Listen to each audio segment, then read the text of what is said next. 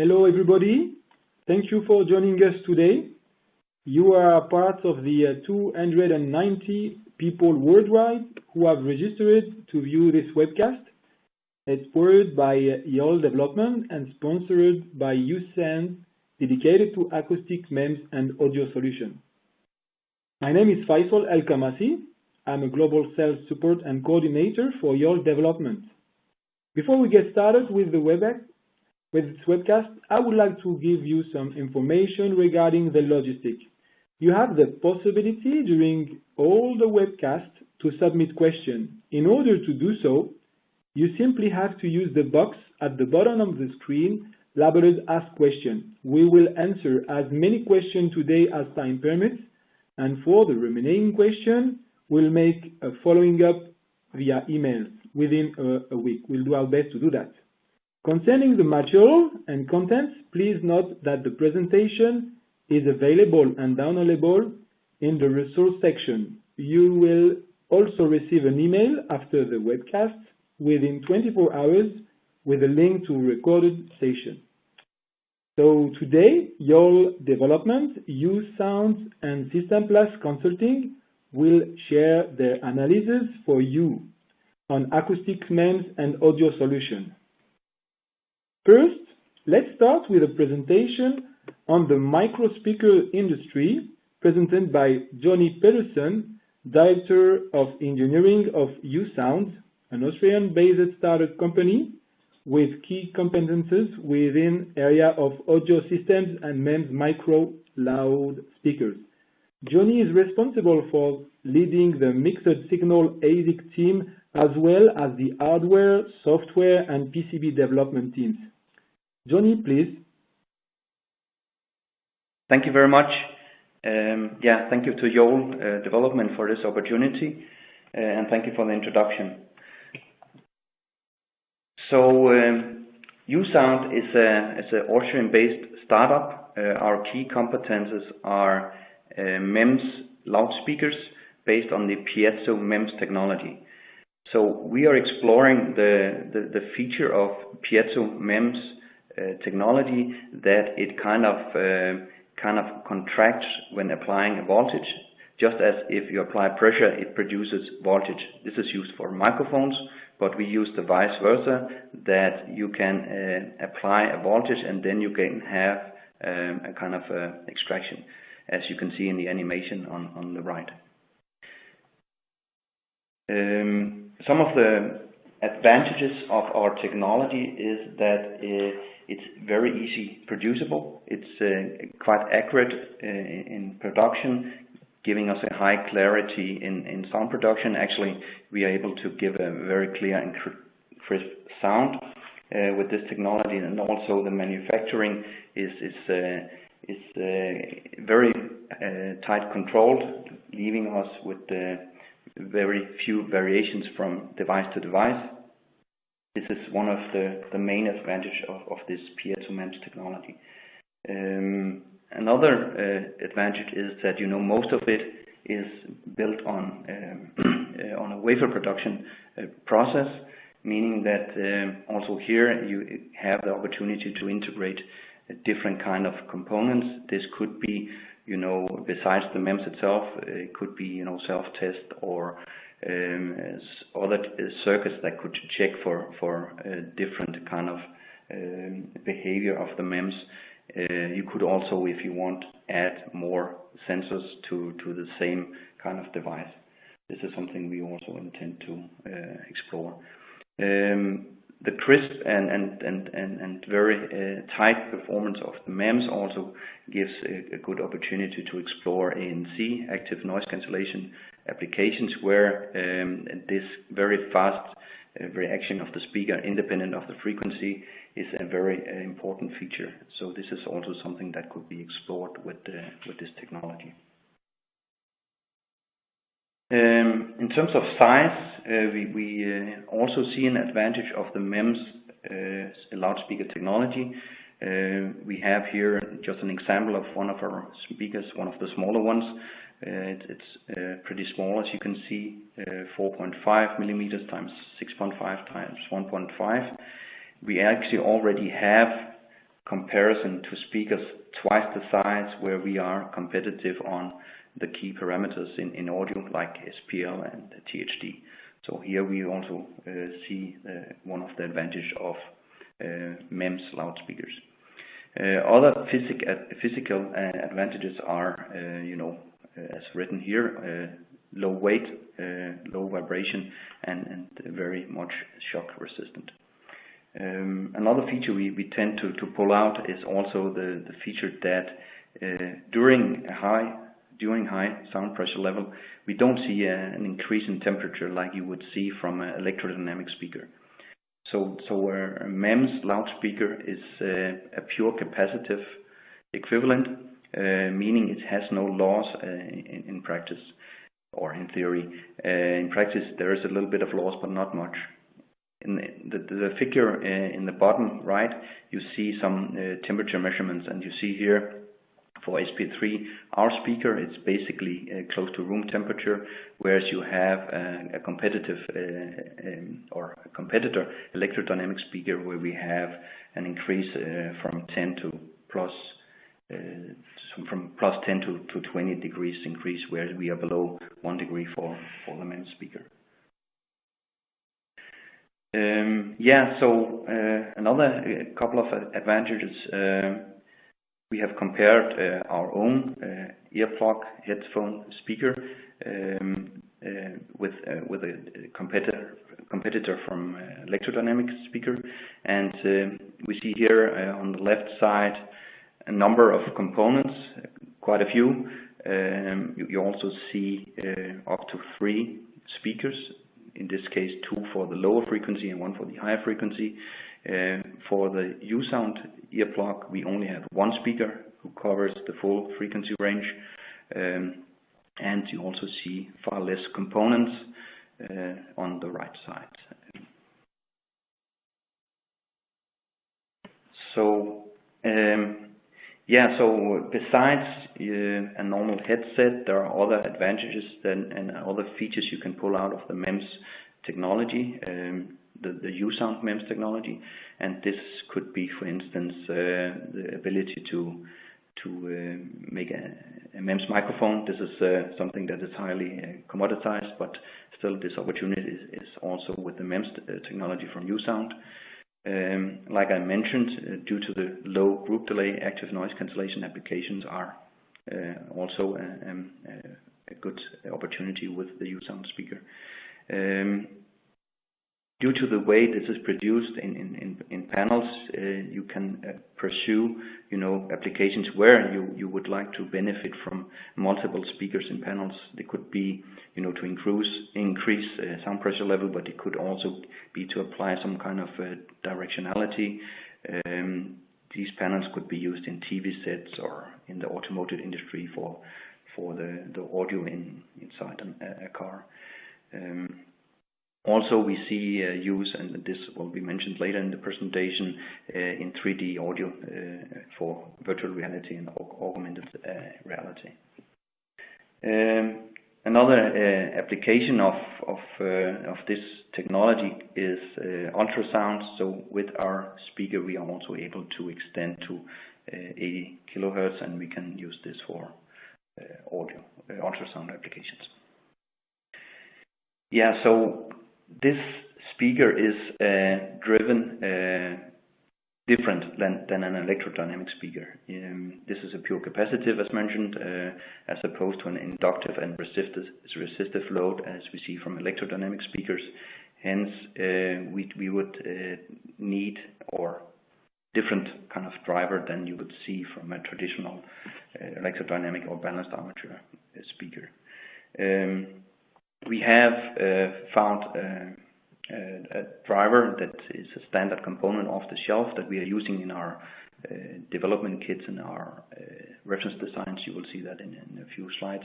However, in order to fully explore and exploit the capabilities of the USound MEMS technology, we need a specific driver, and for this we are developing our own chip, which also, besides driving the MEMS, can benefit from energy recovery. there are some other features here, but I will skip to the next one. This is just a very fast view of a block diagram of such a amplifier/driver and the outline of the ASIC. So these first slides were, introducing the MEMS technology, introducing, some of the advantages, introducing the driver that is needed to kind of drive the MEMS speaker.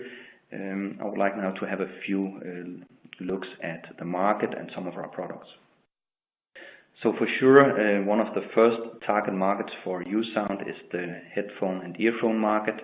We see here an increase according to the prospects of this kind of products, applications, and more or less 10% per year over the next 10 years. So USound definitely want to grab a piece of that market with our MEMS speaker technology.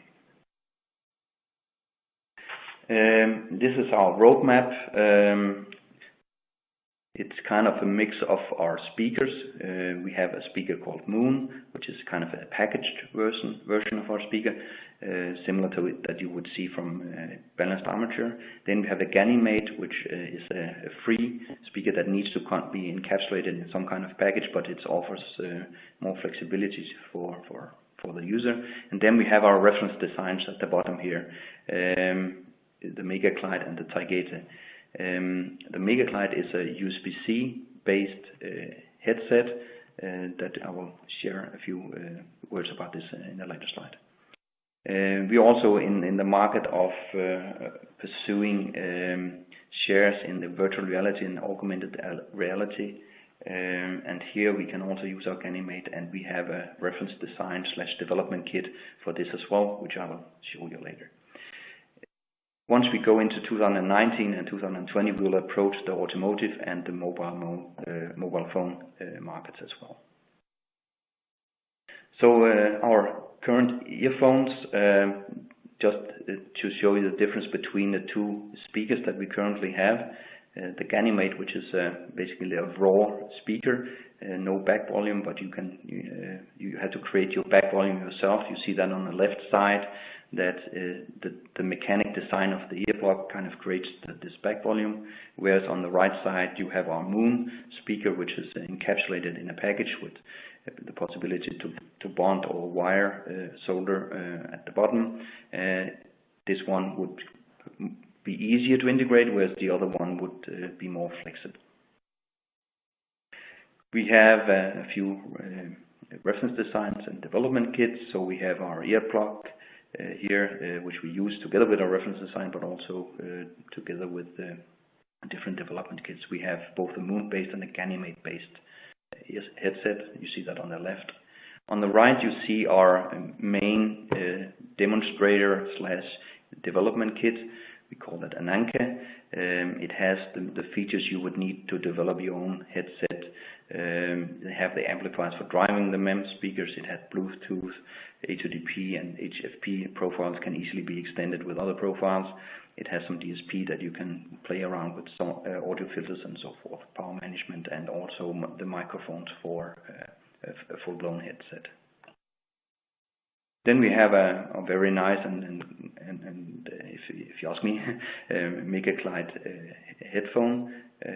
headset, which we will present at CES in January. It has a USB-C interface, and you will know that USB-C can actually deliver the digital audio from your host. Might be a smartphone, might be something else. So you can have the digital sound right up to as close as possible to the speaker, and this is what we explore in this headset. We also have here digital microphones for voice calls, so that support voice calls as well. We have a bass boost function, which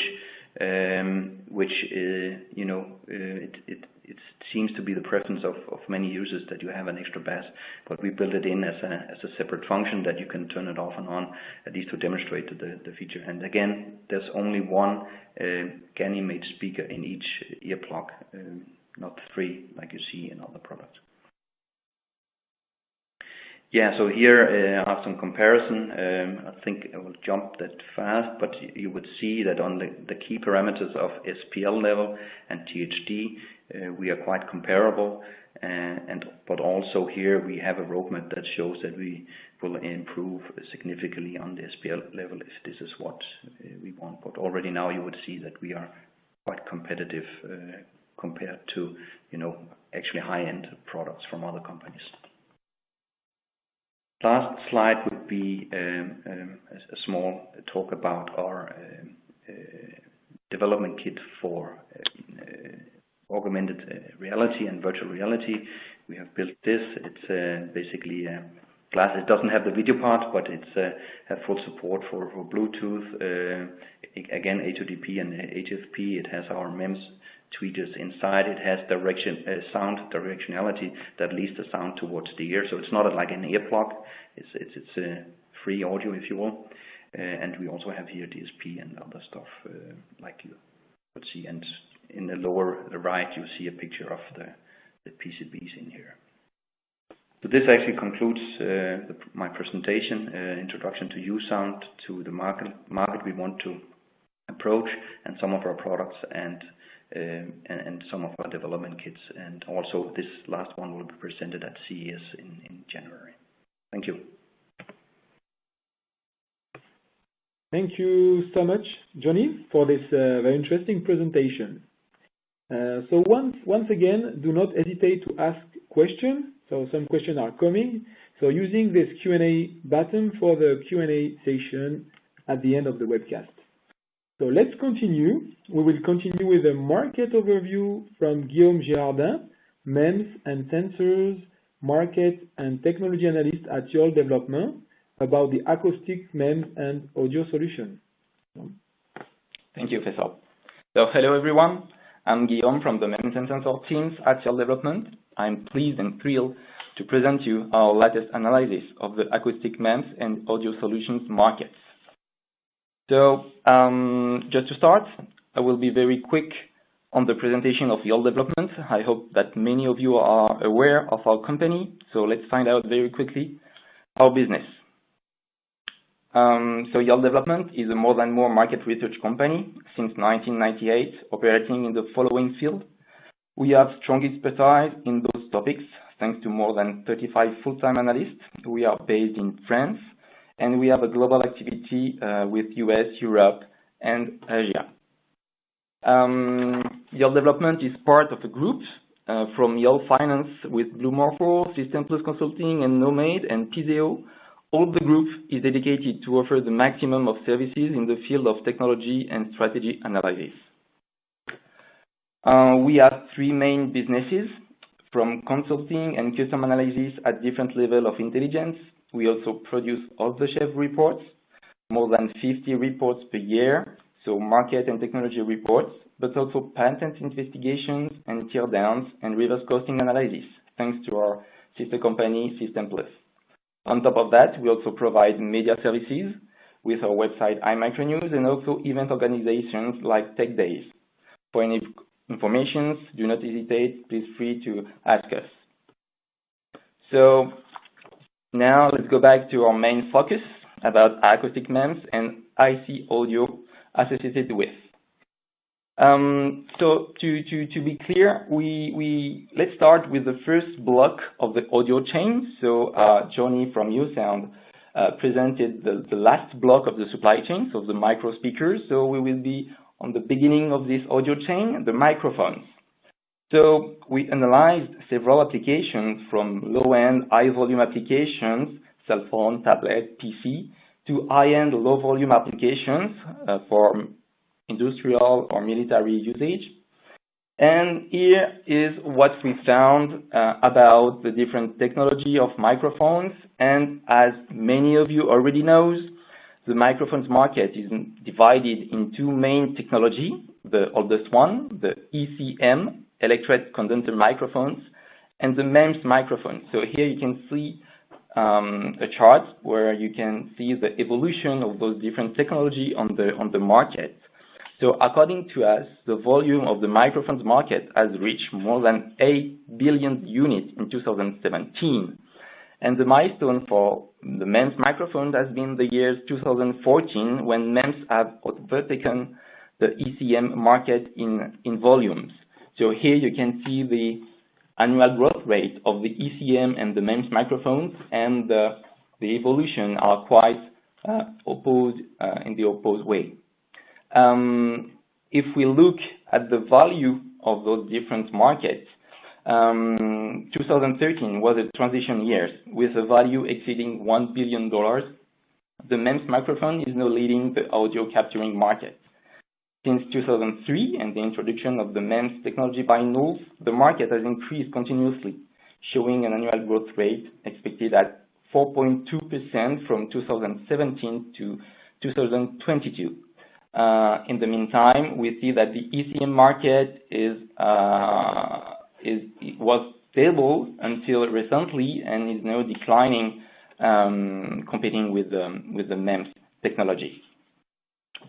On the next slide, you can see the market value of the MEMS microphones and the volume associated with.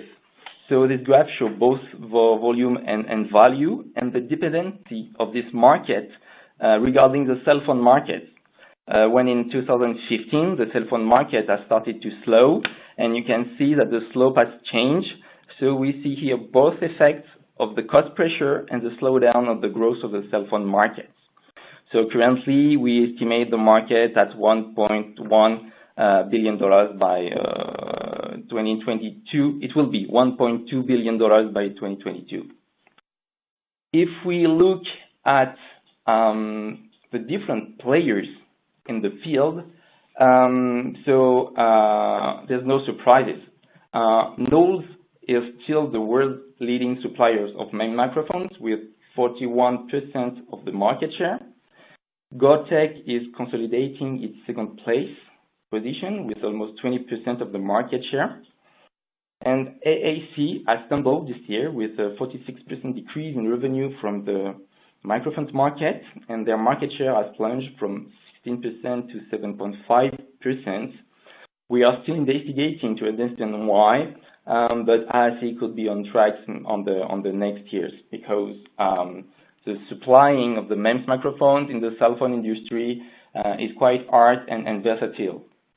So as you can see on the charts, in 2016, the MEMS microphone revenue were above $1 billion. Among the other players, you can find BAC, GetUp, ST, Bosch, TDK. So Bosch recently announced the shutdown of their acoustic activity. So we will see in the future how the market will evolve.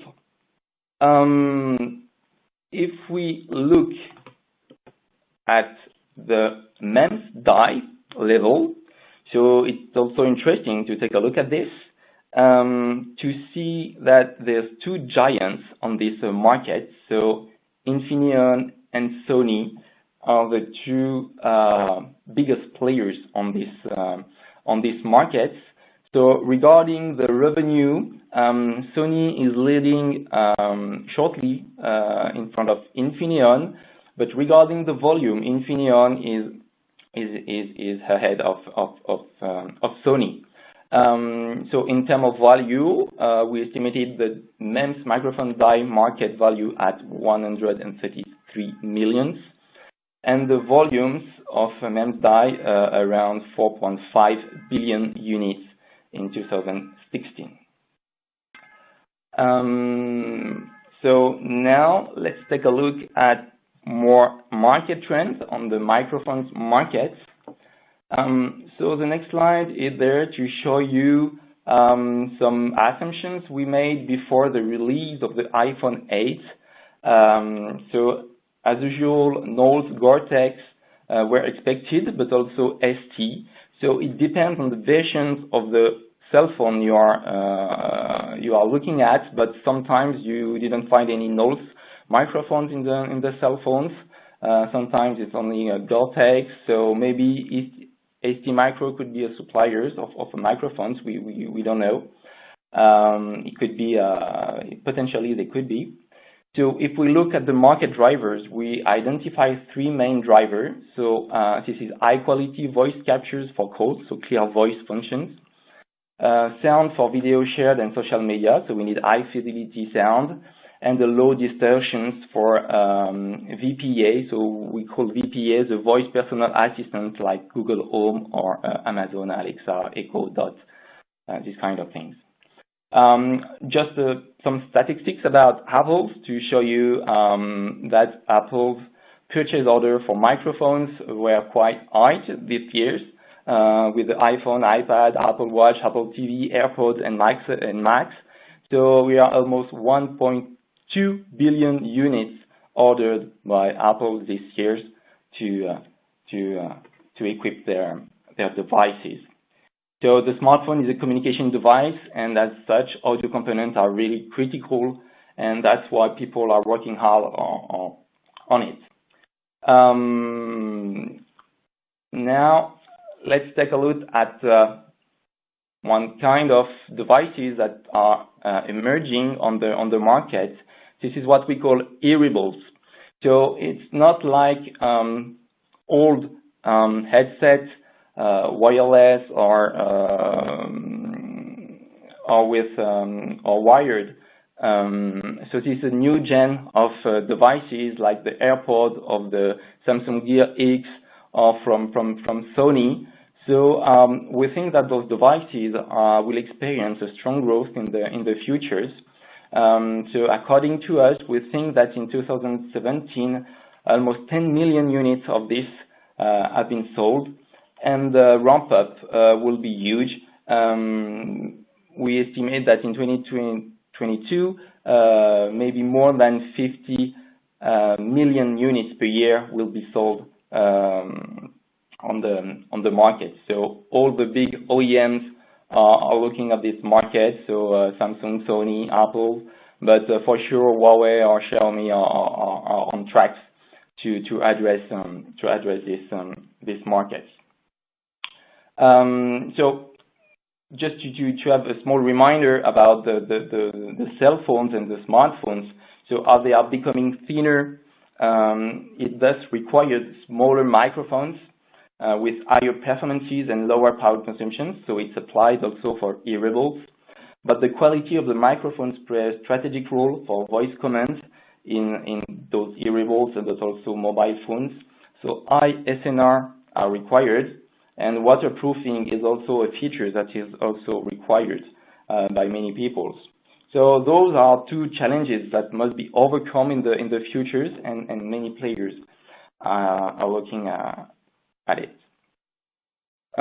Maybe we can just take a look at another big and hype, which is in the hype, which are VPA, so virtual personal assistants. So as I just mentioned, those from Google like Home Mini or Amazon Echo, and the upcoming HomePod from Apple.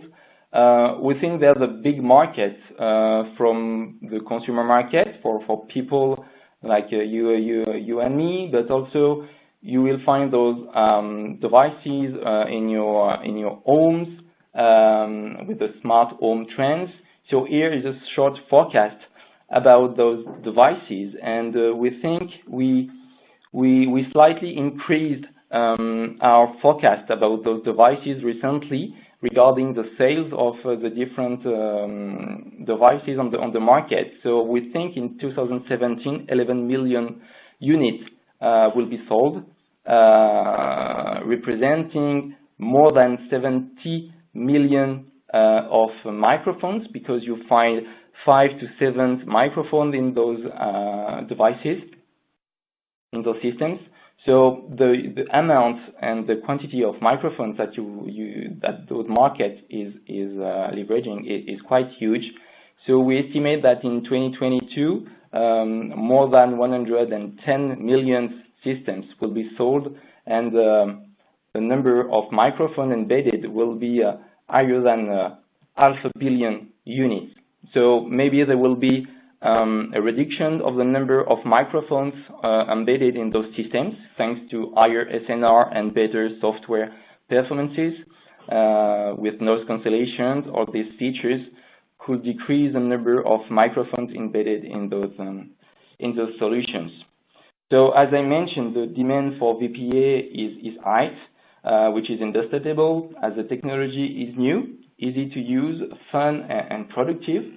However, the performances of the AI behind those systems, as defined by languages understood and spoken, so now it's mainly English languages, but also some German and other languages. So this is still a limiting factors, as this is the potential for data mining. So I think it could be a great market in China. So we need to OEM need to focus on the AI behind those systems. It's not only a question of microphones or hardware, but also software. So we see a 59% CAGR in the coming years. So as you know, Amazon and Google are in competitions, and Apple is entering the race. So the Cupertino-based company will release the HomePod at the beginning of 2018, incorporating Siri features. But Apple did not present the HomePod as an assistant due to limited function from Siri for performances. But those performances of Siri are not dependent from Apple's skills, but it's dependent from the way Siri learns things and how the deep learning behind Siri is done. So it's a question of software and deep learning and data mining.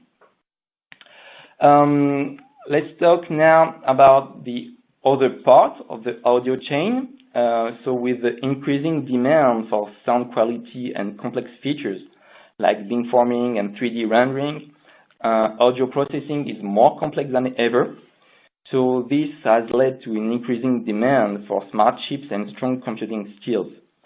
So now the APU that you find in those systems, so the APU designer seems to have the competitive advantages, as the powerful APUs can manage the audio chain.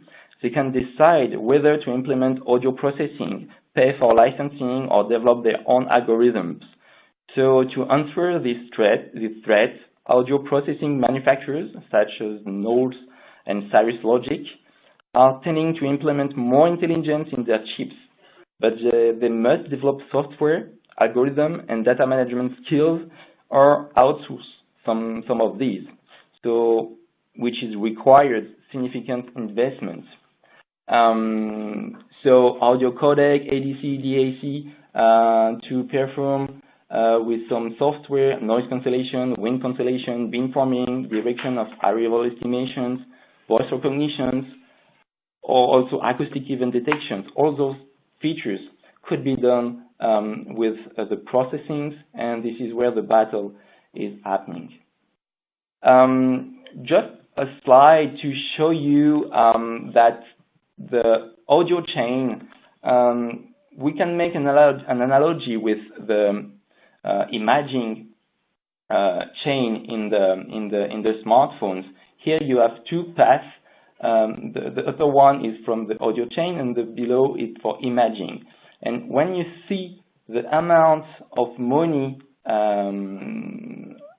addressed by the audio chain, you can find almost $8 per phone, per smartphone on the market, while you find $100 per phone on the imaging chain. So you see that we think there's some room for audio players to increase functionality and prices of their solutions to give more valuable and interesting features on the audio side.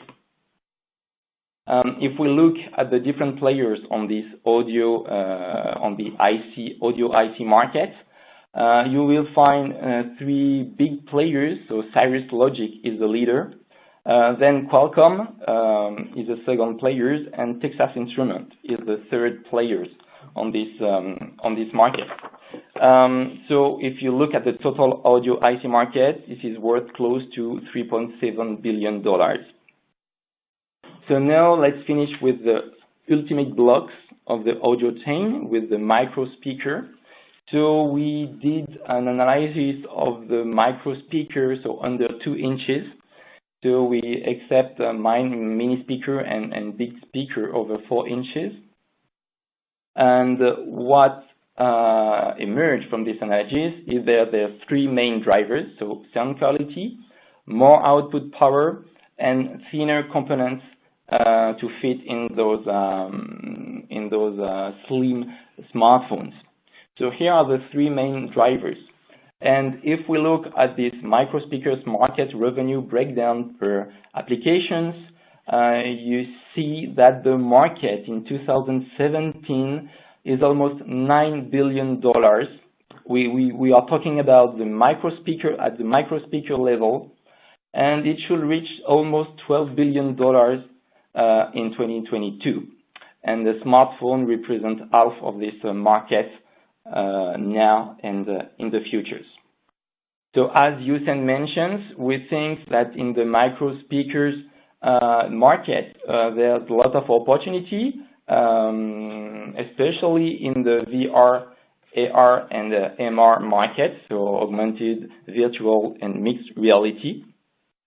And emerging applications like hearables and those head-mounted devices will be a key application for some players like USound, but also AudioPixel, which is another MEMS-based micro speakers.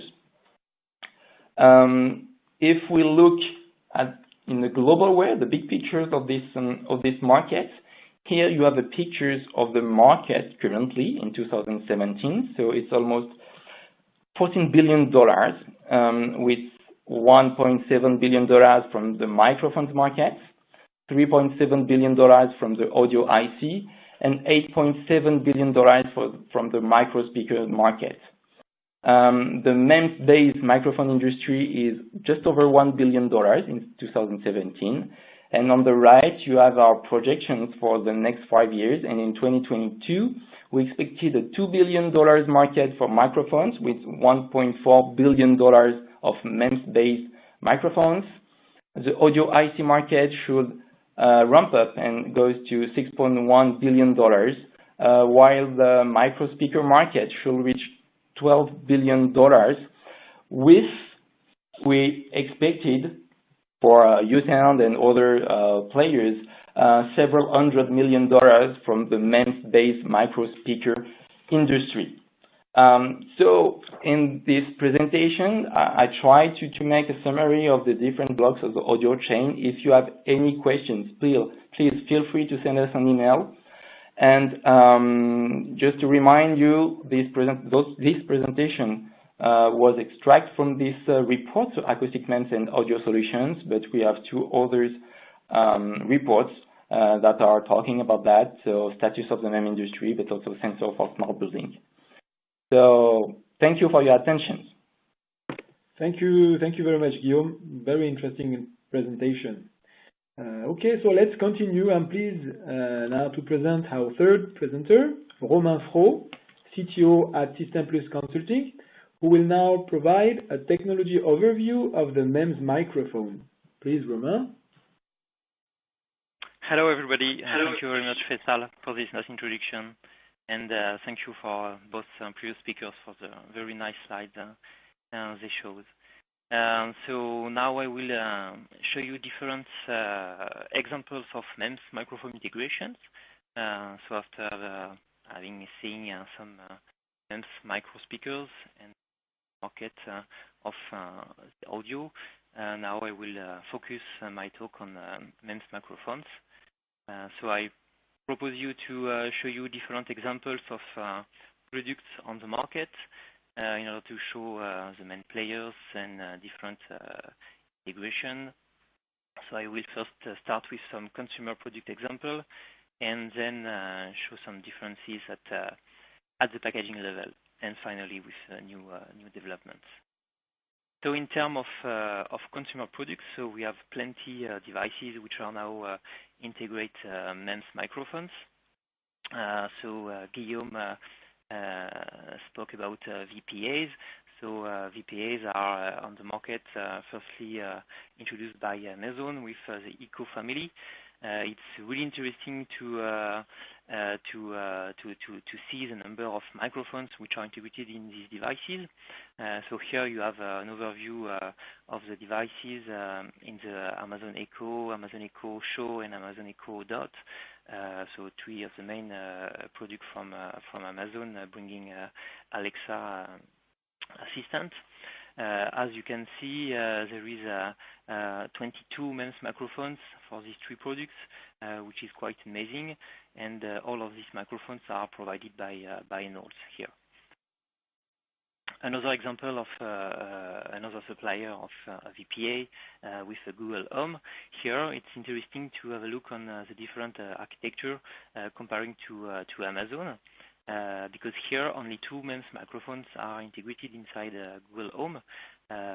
These microphones are provided by TDK, formerly Invensense, formerly Analog Devices for the MEMS microphone business. Here only two digital MEMS microphones are used compared to 7 or 8 for Amazon. And in order to provide the same range of quality, it's interesting to compare both solutions. In terms of technologies,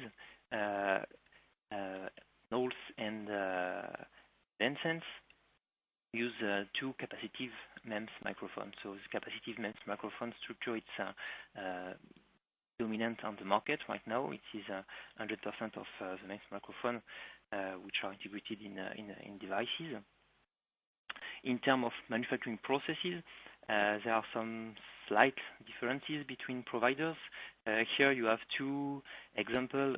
So on top you have the structure of a microphone from Knowles, which is using a polysilicon deposition process to realize both the diaphragm and the backplate electrode. And on the bottom you have a solution used by TDK Invensense for their microphone.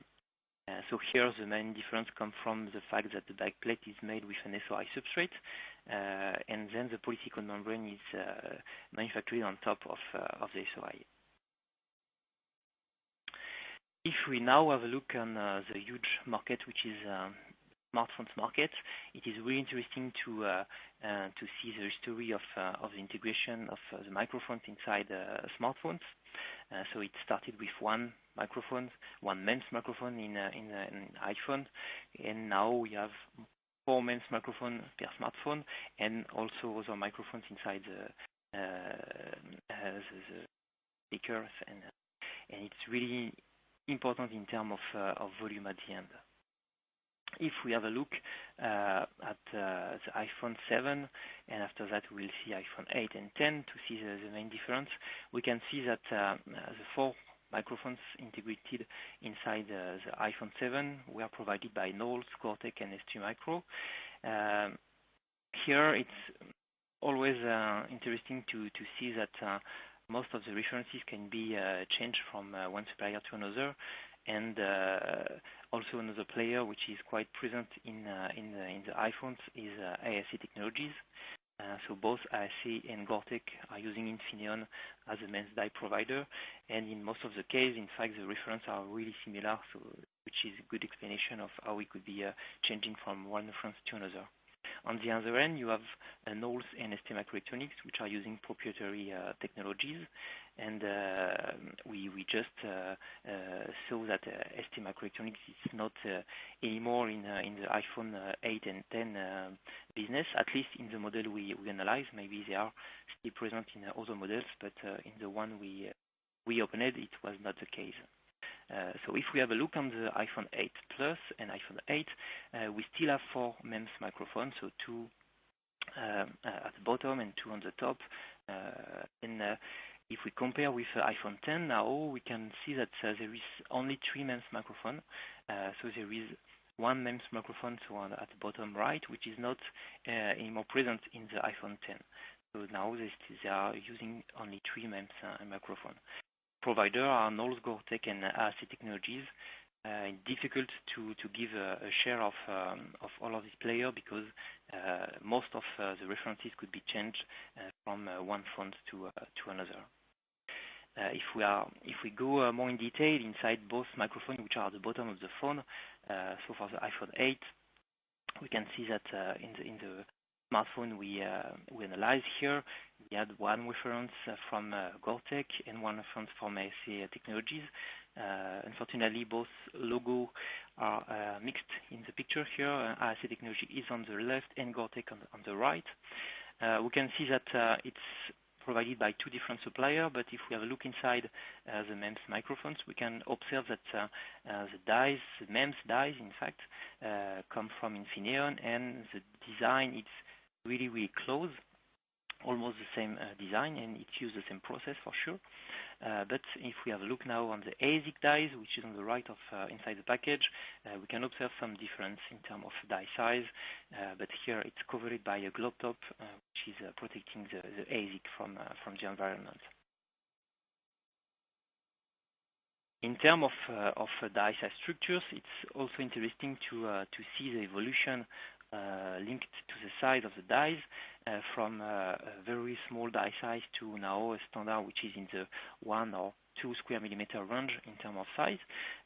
This microphone design will directly drive the performance, like the SNR, and of course at the end the die size will drive also the manufacturing cost, because if you can produce a MEMS die of 1 square millimeter compared to 2 square millimeter, at the end the cost could be with a factor of 2 at the end. If we have a look on the technology which is used and the process used by Gore-Tex and ASA Technologies using the MEMS die from Infineon, we can see that now they are using the latest generation of the MEMS microphone for the iPhone. And here there is a very interesting process which has been introduced using two backplate structures. So a lot of improvement has been realized with these new backplate structures, and it gives more improvement linked to SNR, signal integrity, and on the other end, now if we have a look on the iPhone 10, you can see that the microphone on the bottom, so now there is only one microphone, is supplied by Gore-Tex and Knowles. So Knowles for the reference we had in the lab here. Right now we don't have the explanation why they remove one microphone, so the quality has been improved to have only one reference in this one, so it will be more clear in a few time. Now if we have a look on the technologies which are used by Knowles for the dicing of the microphone. So it's quite interesting to have a look on the dicing for the MEMS. Since many years now, all players are using the same manufacturing process for the dicing. It's a stage dicing process which is used for the MEMS die. And for the ASIC, we observe that since some time, Knowles is using a plasma dicing process to cut the ASIC dies at the end of the process. We can see a clear advantage by using this plasma dicing, because most of the ASIC inside the MEMS microphone package are quite small, in the range of 1 square millimeter, which gives an average of 3,000 dies per 8-inch wafer, which could be added if you use the plasma dicing process. So with our cost calculation, we estimated that you can save close to 0.6 cents per dies by using this silicon saving, which gives some millions of dollars saving per year for such production, which is in the range of 1-2 billion dies per year for Knowles, linked to this huge market. Now, latest example of product integration with wearable and hearable. So also Guillaume talked about this market of hearables. Good example of integration has been made by Apple with the AirPods. It's really interesting to see that there is 2 MEMS microphones inside each AirPod, so 4 MEMS microphones at the end, so one on the top of the AirPod and one at the bottom. Here in the samples we had, it was provided by Gore-Tex, both microphones. In terms of packaging and internal structures, it's really similar to the one which are integrated inside the smartphones. Another example of wearable devices, again from Apple here, it's the microphone which is used inside the Apple Watch Series 3. Here again, one microphone provided by Knowles, and a little difference come from the form factor of the package here, which is a little bit more larger compared to the one which are introduced in the smartphone. And it is explained by the internal structure, which is made in fact by using the same process. But here we can observe that Knowles use different die design for the MEMS in order to multiply the number of transducers at the die level. So Knowles already introduced this design in previous iPhones, previous devices, and they have a lot of different patents in these design figures. We have also examples here of design using 4 transducers or 2 transducers, and in terms of advantage, it gives some good optimization of the signal-to-noise ratio. So to continue on the MEMS packaging structures, it is interesting to see that here we just saw some example of microphone using metal lead structures. So it is in most of the case used by analog microphone or some digital microphone using a bottom pole structure. But there are also a lot of different packaging structure which are used by MEMS microphone provider, and some of them are using some top pore approach, and some of this top pore could be also made with some laminated type package. In this case, there is a lot of different patents also from the different companies providing this packaging approach, and we can see that some of them are quite interesting to look because it gives some very interesting structures in order to be able to connect the die on the top lid or on the bottom lid, and in order to make some electrical connection between your top and bottom laminate, you need to have some electrical connections through a side PCB, which could be filled with different metal via. So again, players like Knowles, Gore-Tex, ASE, TDK, and ST have all their own packaging structures with some patents at the end, which gives some very importance to the packaging for the MEMS microphones. And another interesting part of the packaging is linked to the laminate itself. What we can observe in the market right now is that the LGA laminate used both by metal lead package or laminate lead package use 2 to 6 metal layers for the connection. So it could be quite interesting to see that even if you have very low number of I/O at the end for a MEMS microphone, you can have up to 6 metal layers for the interconnection. Of course, not all of these metal layers are used for interconnection. What we can observe is that there are, in most of the case, some embedded capacitance materials which are integrated inside this laminate substrate, and there are different structures for these materials. But in most of the case, it's used between the medium layers in microphone package. And to finish with new development, so previously said that 100% of MEMS microphone use the capacity detection principle. So we observed since this year that a new player, Vesper, is also entering the market with a new detection principle using piezoelectric detection. It's quite interesting in terms of manufacturing process, manufacturing materials, so making the link with USound. So here it's also a piezoelectric material which is used, but it is aluminum nitride compared to PZT. So Vesper is using 2 aluminum nitride layers, and the result is that it gives a very interesting MEMS device which is said to be immune to dust, water, and other contaminants. Also, another interesting things inside this device is the size of the ASIC. So we were quite surprised by the very small size, so 0.25 square millimeter for the ASIC die, which give the possibility, in fact, to produce a very huge amount of devices per 1 8-inch wafer. So we calculated that more than 80,000 dies could be made with only one wafer, which could be improved by using also a plasma dicing process, as we saw in the previous slides. So there are still a lot of new interesting manufacturing approach which are used by MEMS microphone players, and I hope we will be able to see new development coming and new products using more and more microphones in the next couple of weeks and months. Thank you very much.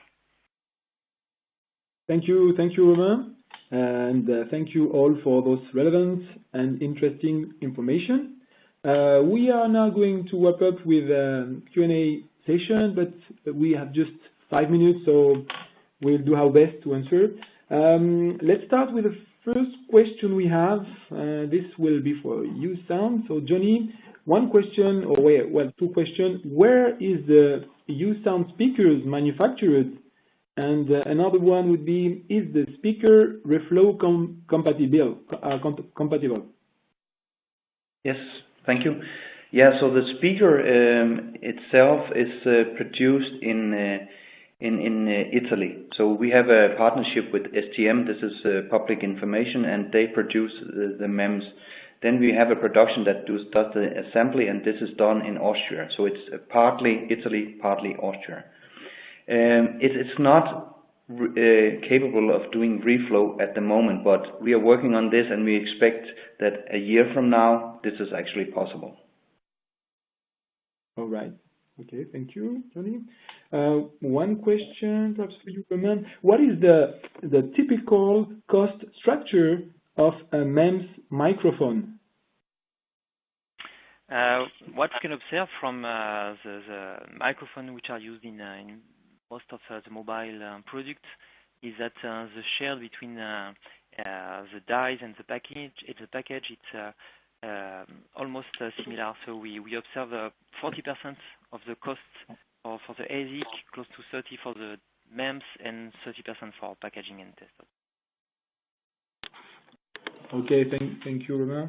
Another question: is USound speaker able to produce bass? Example of 50 to 500 Hz bass. Yes, yes, it is. This would only work for in-ear application. But if you have an in-ear application as an in-ear headset, we are able to go down to 0.2 Hz and have a very decent bass. In a free field, we would not be able to produce this kind of bass, of course, with this small speaker. But in-ear, yes. Okay. Okay, thank you, Johnny. Okay, so we have other questions, but we'll do our best to answer all the questions we have by email, and we'll come back to you. So the webcast is ending. So within the next 24 hours, you will receive an email that will include the recorded session. Please feel free to share the presentation with who will benefit from the information that has been presented, and find all our analyses and reports on our imicronews.com. Thank you, everybody, for joining us today. Do not hesitate to contact us if you have additional questions. You can find your appropriate contact on the last slide of the presentation. Wishing you to have a good day.